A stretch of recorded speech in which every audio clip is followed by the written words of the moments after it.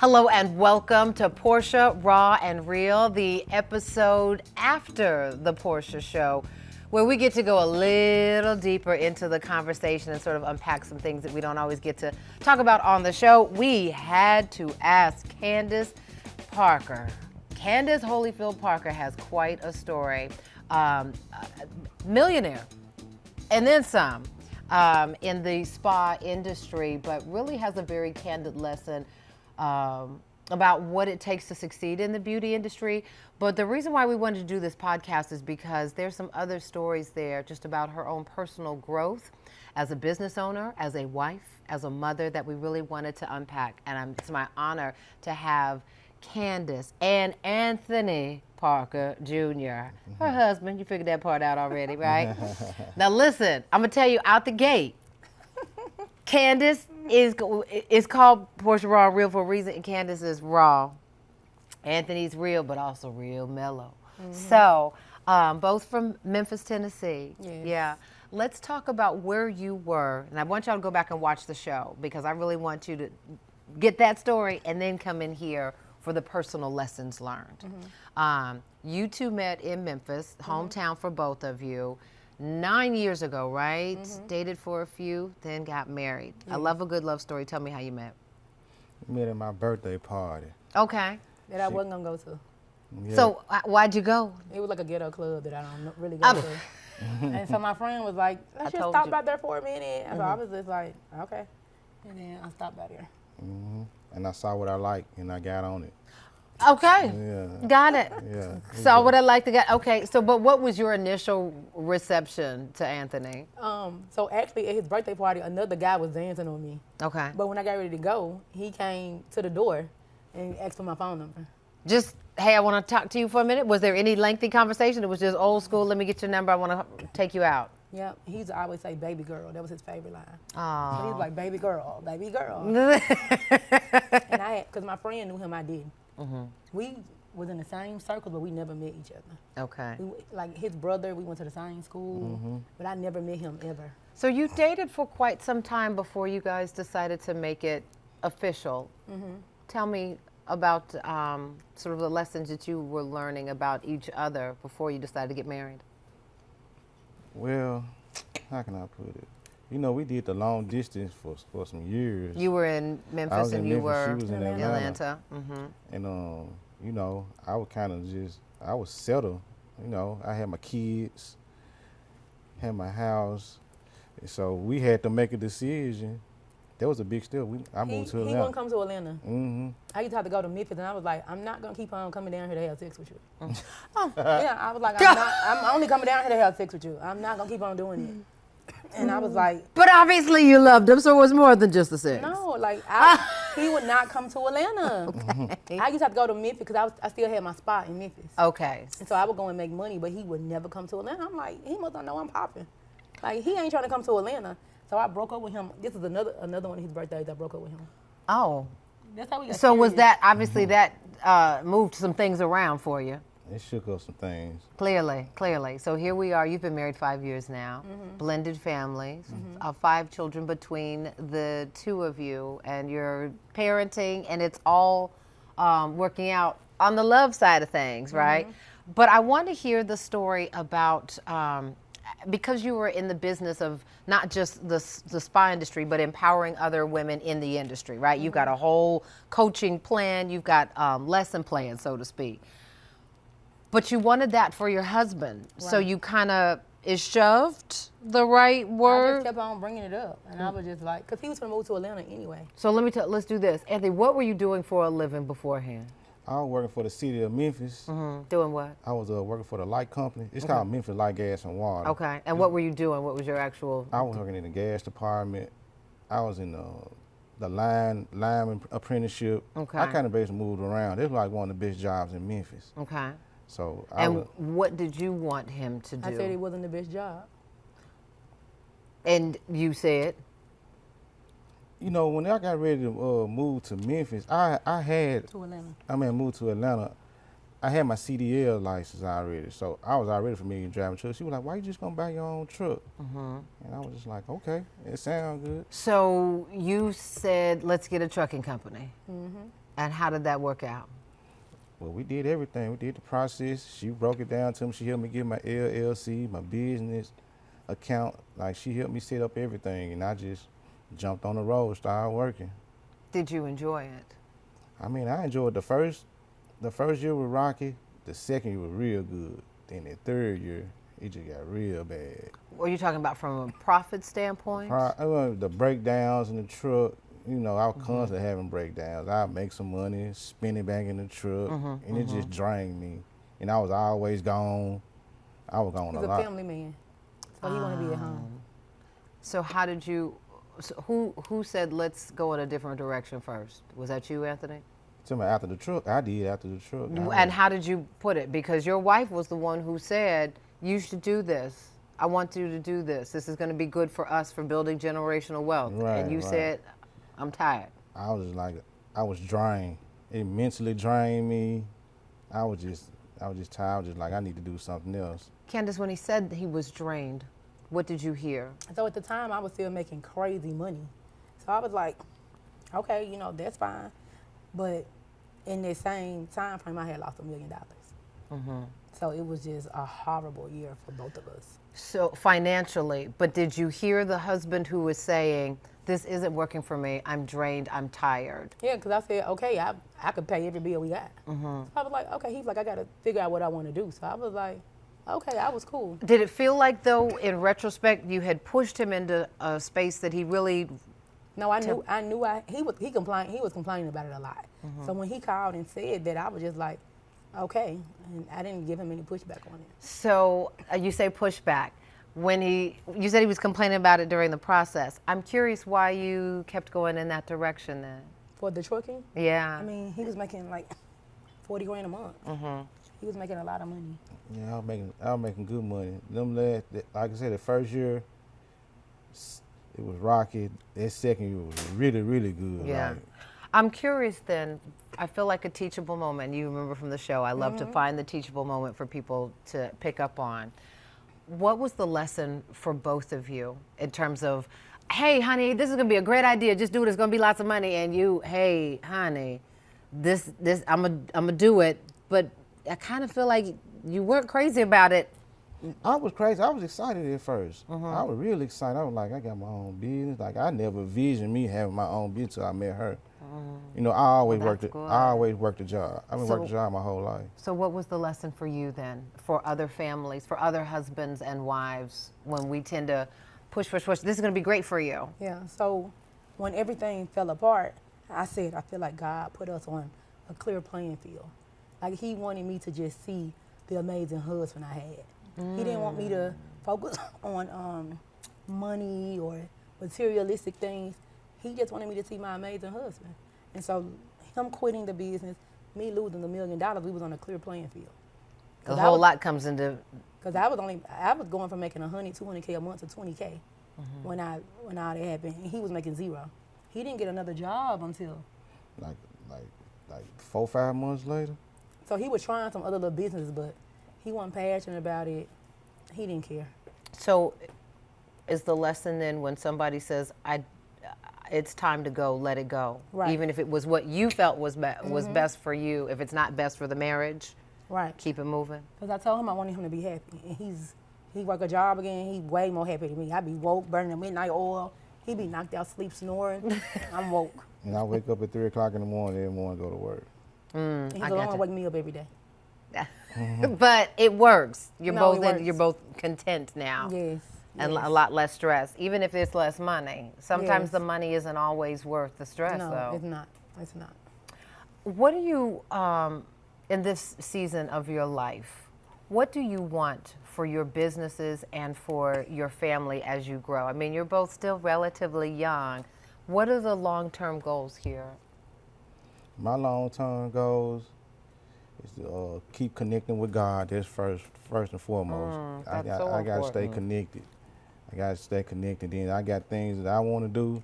Then me and my wife want to save more money. She want me to build my credit up. We're gonna purchase us a house together, watch our kids grow up. Yeah. And I'm gonna keep loving on my wife. You know what I mean? Look at that smile. Look, that's the biggest smile I've seen the whole day. I feel like, and you talked about this in the show. Be sure to go to portiashow.com to watch the episode with Candace Holyfield-Parker and Miss Pam Sims, the young lady you mentored, the spa owner you mentored. You are very candid about how straightforward you are and how sometimes that's perceived as being rough, aggressive, abrasive, crushing as opposed to critiquing. You said that those are things that you learned that you had to let go. Explain. So when everything happened, I had hired a mediator. And so when everything happened, you're talking about when you lost $1 million. So everybody, because there were some personnel issues that. Yeah. So everybody was able to tell me everything they ever wanted to tell me for 7 years, and they let me have it. What did they say, Candace? Oh, what they did not say. They said everything. They was like, you mean, you talk crazy to people, everybody leaves you. They said all type of stuff. Were they telling the truth? No. None of it was true? No. Okay, so if none of it was true, Miss Candace, why did you end up changing? So I told that particular person, I said, I'm not mean to you. I said, I don't do that to you. And I said, I don't wake up and just be mean. People trigger. I used to always say, people trigger me. I don't even say that word anymore. So I used to always say, people trigger me. And so now I don't say that. And just going through therapy, because I was in therapy, it teaches you how to have more empathy. And I had to change the culture because I had to come rebuild after that. You had to change the culture of your business. I had to come rebuild because you said it was a public blow up. And so everybody decided who they was going to go with. They decided who they was going to believe. And so I had to go rebuild over the last 2 years. You said you had to learn empathy? Yep. Tell me more. And I'm still not all the way there. But Anthony? No, with him? Oh. I talk so nice to him. I'm like, oh my gosh. I tell him I love him every day. So many times. Like, that's another thing too with my business. Like, I don't have to worry about my house. Yeah. I know my house. I only got to worry about my business. He gonna take care of the house. Take care of the home. That's good. So I don't got to worry about my business. But it still feels like, even though sometimes people have a perception of us that may not always be accurate, it always forces us to look at ourselves and say, where can we change? So my therapist said I got to take accountability for what I did do. And so that's what I did. And I was like, I can't talk nicer to people. I can't have empathy. I can't think before I say something, and don't be so raw, so uncut. Stop talking at people and talk to people. So those are the new things. It seems like you're very intentional about that if you say that you're now going to change the culture or have changed the culture of your work environment. How has that changed how the interactions with employees? I'm nice to everybody. I'm nice. How does that feel, Candace? I mean, I'm just like, if I want to have a successful business, this is where I got to be. Like, I feel like everything happened for me to be this new version of myself. If that wouldn't have happened, I would have been the old version of myself. So I feel like when things happen, we become a whole new person. Like, I had to reinvent myself 3 times, by the way. When you say 3 times, that is because of personal, internal growth, or along with business changing? No, business changing. So the first time I had my spa in Memphis, well, I didn't have my spa yet. I was working a job, but I was still broke. So then I opened up my business and I was successful. Then I moved to Atlanta. I got broke again because I had no plan. And then I lost $1 million. So I had to reinvent myself 3 times. Oh, lots of teachable moments there. God, not having a plan. It's so important to map things out, right? Explain for any industry. So I was coming to Atlanta, going to events. I was doing events. And it was just a feeling I had. I was like, I got to move to Atlanta. I moved to Atlanta 6 months later. But I didn't know enough people to be booking me and so I could pay my bills. So I got broke again. And I was broke every time I get broke, I be broke for 2 years. Every single time. What is it about the 2-year mark where you break through? I don't know. Like, I guess I'm beginning to listen. So he be like, baby, you gonna stay in this. Anthony, you have watched Candace grow for almost a decade now. What is it that inspires you most? And what is it that inspires other entrepreneurs most about her style and her technique and strategies? A lot of people say she mean, but I see her help so many people. She got her heart is golden. My mama said all the time, she giving, and I feel like some people take advantage of her sometimes. You know, a lot of times.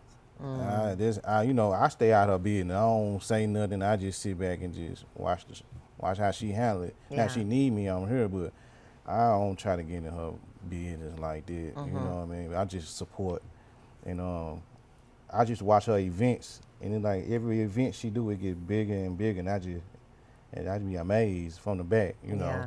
I like being in the background watching. And you talked about what you learned about your husband as a man, as a provider and a supporter. What have you learned about him that has changed how you operate?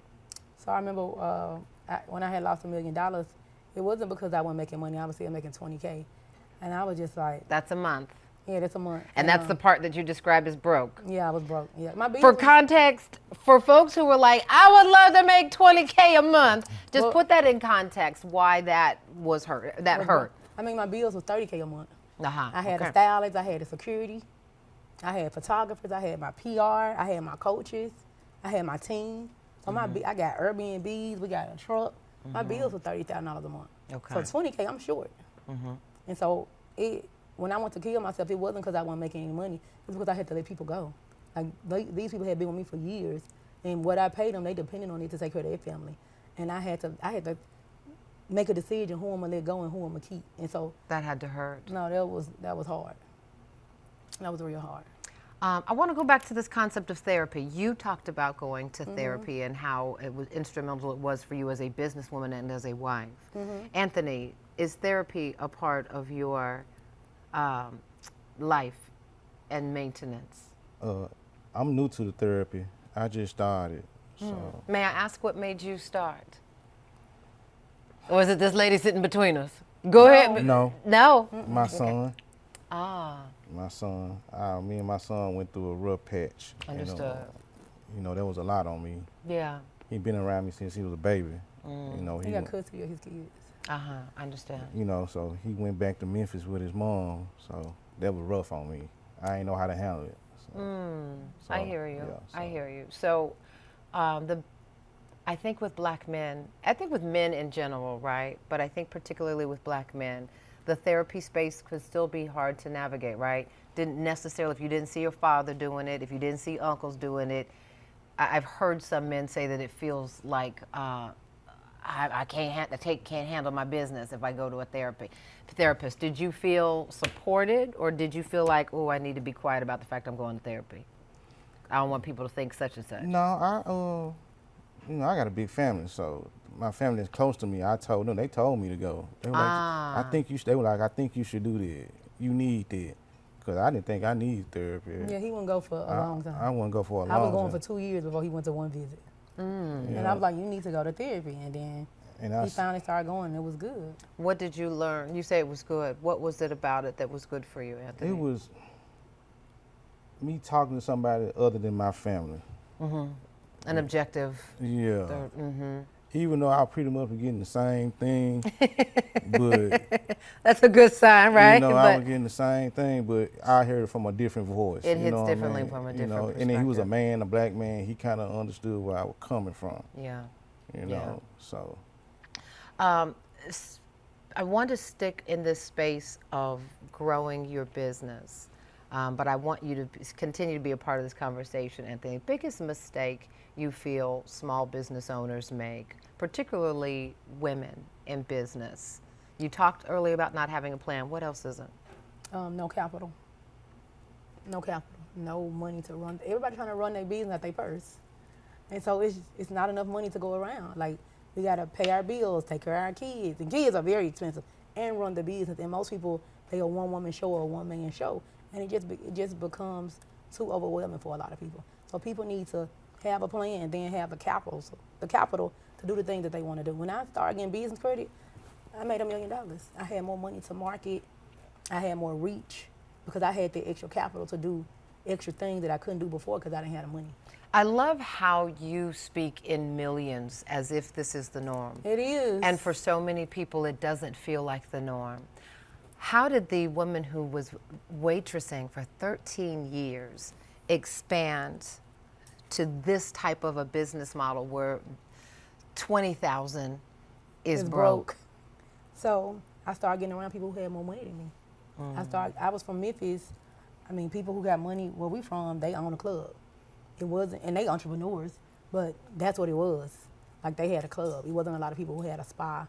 Like going to the spa wasn't even a big thing 15 years ago. Right, right. And so I came to Atlanta and it just opened me up to a new world.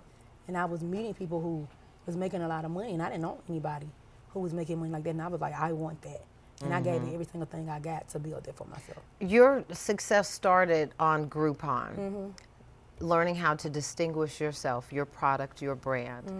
Even though you were offering what a lot of people in the same section of spa and massage, you know, how did you do it? How do you stand out? So for some reason, I remember when I got out of school, I was like, I need to make $25 an hour. Like, back then, that was some money, like $25 an hour. For a lot of folks, that's still a lot of money. So my massages was $25 an hour, where other people was $80.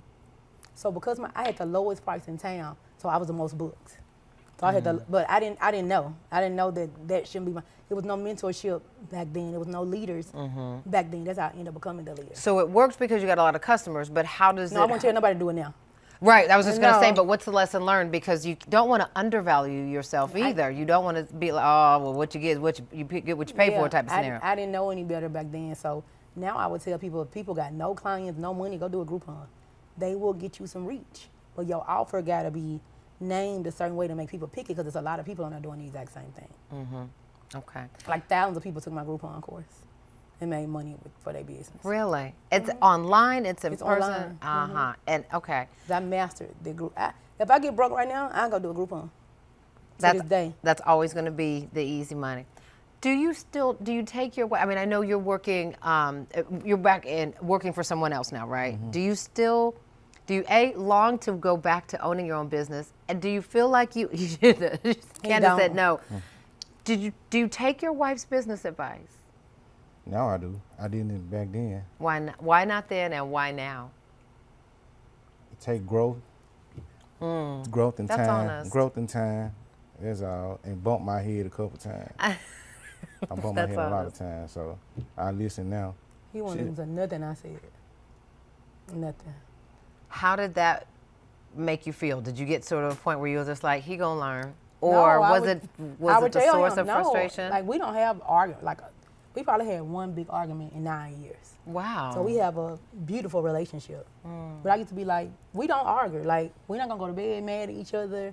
We ain't gonna stay mad. Like, he gonna come rub on my booty or something. Like, the mad part. That's a good thing. The That's mad part always gonna a be good gone. thing. So we don't even stay mad at each other. But I used to tell him, I'm like, you don't listen to nothing I say.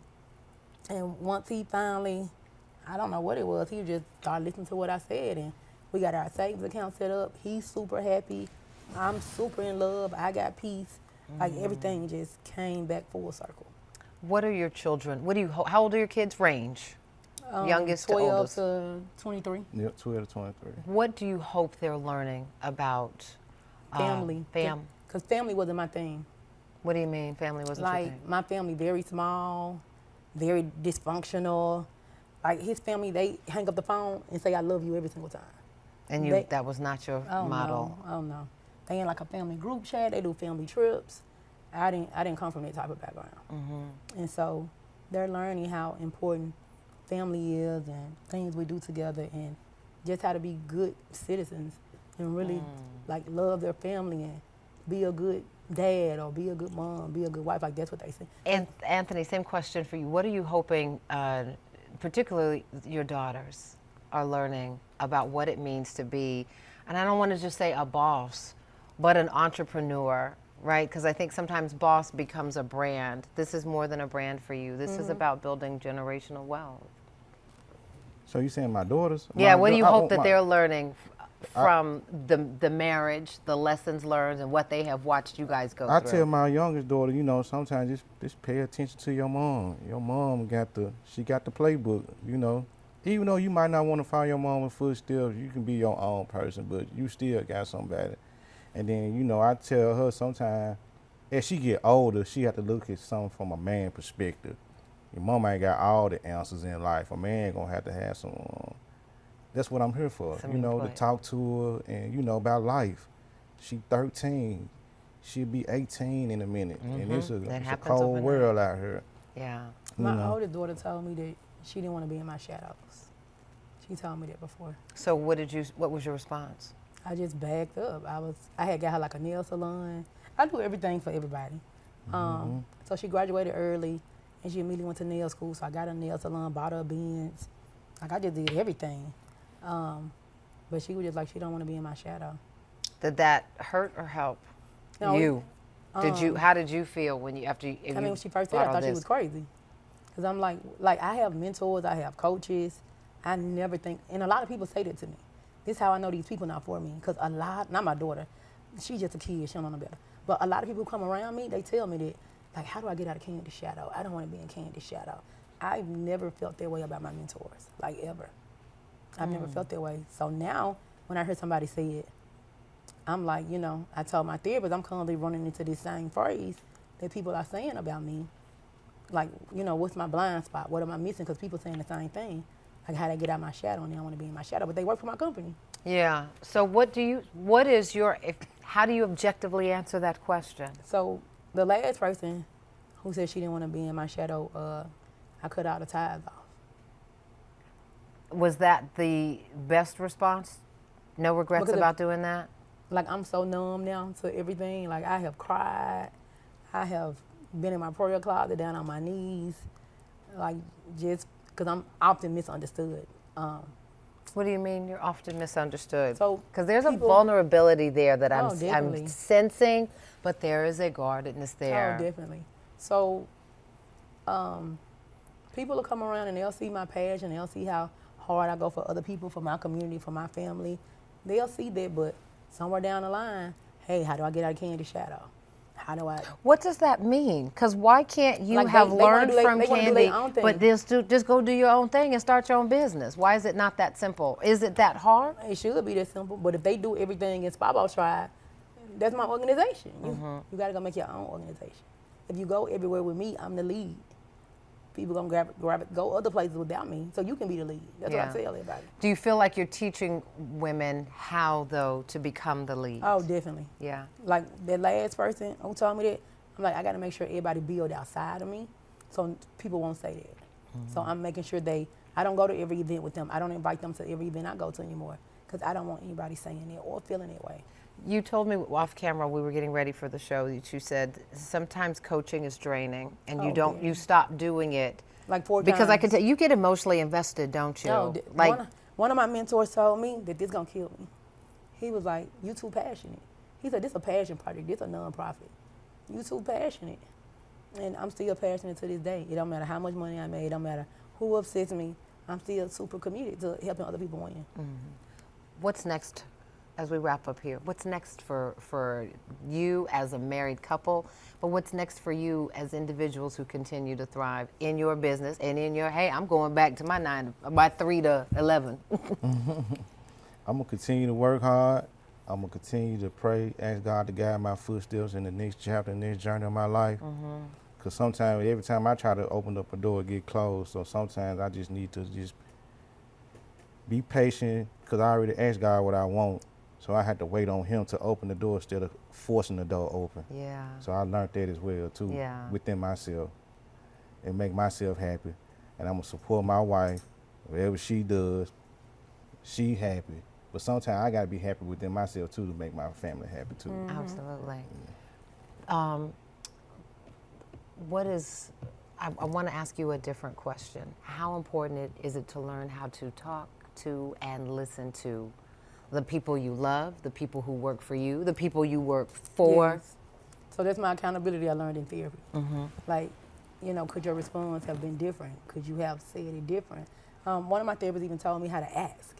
He was like, Candace, you don't ask like that. Like, it's a way you ask for things you want. Can you give me an example of how you would have asked for somebody to perform better? So normally before, Candace, the new Candace. So before it was the old me, I'm like, you making me lose money. Like you ain't hitting your quota. Like this not good. And I'm always like, my tone is very aggressive. Everybody say I'm aggressive. But the new me, I'm calling a mediator every single time. I don't talk to nobody by myself ever again. I call in a mediator every single time, so nobody can't say what I said and what I didn't say. So I let the mediator do. Like, what about if it's just for small corrective measures? Okay, what about it's a marriage thing? What if it's a family thing? You don't call it a mediator for that? I call the therapist. Okay. I don't want nobody to say, Candace means to me. I mean, like we say words don't hurt, but they do. They do. Like if I'm so passionate, I'm helping people make $1 million. I'm helping people make 30K months. I'm transforming people's lives, and I'm like, people don't appreciate me. Yeah. But at the same time, I got to take accountability for what I'm doing, how I'm saying, and what I'm making people feel. This has been really eye-opening, and I appreciate you. You both so real. Mm-hmm. So real. You did, and I just appreciate you helping us unpack what it looks like to push back when we're not comfortable with something our spouse is asking us to do, but to lean in when we see that there's something our spouse can be doing. I think both lessons are very well told here, and great business advice. Thank you so much. Listen, I want you all to be sure to go check out the episode, PortiaShow.com with Candace Holyfield-Parker, and then be sure to tell your married friends, your friends thinking about getting married. Yes. Take a look at this episode. Lots of beautiful gems dropped here on the table. I thank you both. Thank you. All right, we'll see you next time on the next episode of Portia and in the next episode of Portia Raw and Real.